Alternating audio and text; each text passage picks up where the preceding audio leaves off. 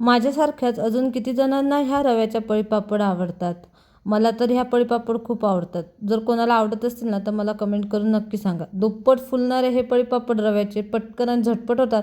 खायला पण खूप छान लागतात आणि अगदी खुसखुशीत होतात. उन्हाळ्यामध्ये एकदा बनवून पहा, वर्षभर पुरतील असे हे पळीपापड बनतात.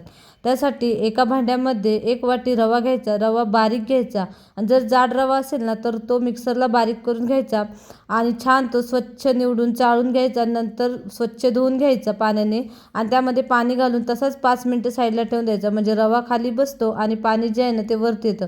नंतर ते पाणी गाळून घ्यायचं एका भांड्यामध्ये आणि नंतर हा रवा शिजवायला ठेवायचा.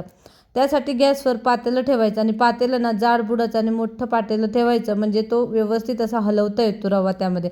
नाहीतर रवा खाली भांड्याला चिटकून बसतो आणि करपून जातो. 1 वाटी रवा असेल ना तर 7 वाटी आपल्याला पाणी घ्यायचं आहे. 2 वाटी पाणी आपल्याला रव्यामध्ये घालायचं आहे आणि 5 वाटी पाणी पातेल्यात घालून उकळायला ठेवायचं आहे. त्यामध्ये चवीनुसार मीठ घालायचं, अर्धी वाटी तीळ घालायचं. जर तुम्हाला जिरं आवडत असेल तर तुम्ही जिरंसुद्धा घालू शकता आणि पाव चमचा इथं आपल्याला पापडखार घालायचं आहे. त्यामुळे ना पापड एकदम खुसखुशीत होतात आणि मिक्स करून व्यवस्थित असं हे पाणी आपल्याला मोठ्या गॅसवर झाकण लावून उकळायला ठेवायचं आहे. पाणी उकळले आता यामध्ये आपल्याला रवा घालून घ्यायचा आहे.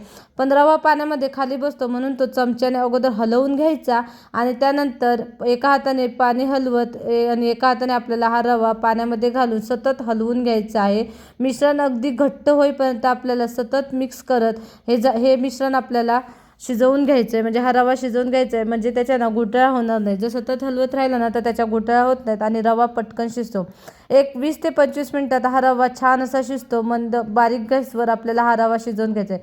तुम्ही पाहू शकता इथे रवा आपला छान शिजलेला आहे, घट्टसर झाला आहे आणि त्याला पांढरट अशी चकाकी पण आलेली आहे. उन्हामध्ये आपल्याला प्लॅस्टिकवर किंवा कपड्यावर आपल्याला हे पापड घालून घ्यायचे आहेत. पळीच्या साहाय्याने छोटे छोटे पापड घालायचे. इथं मला जिजासुद्धा मदत करत होती. तिला पण सवय लावावी म्हणून मी तिला छोटी पळी दिली होती करू लागली. ती पण व्यवस्थित पापड घालत होती आणि ते आपले पापड बघा व्यवस्थित असे घालून झालेले छान झाले.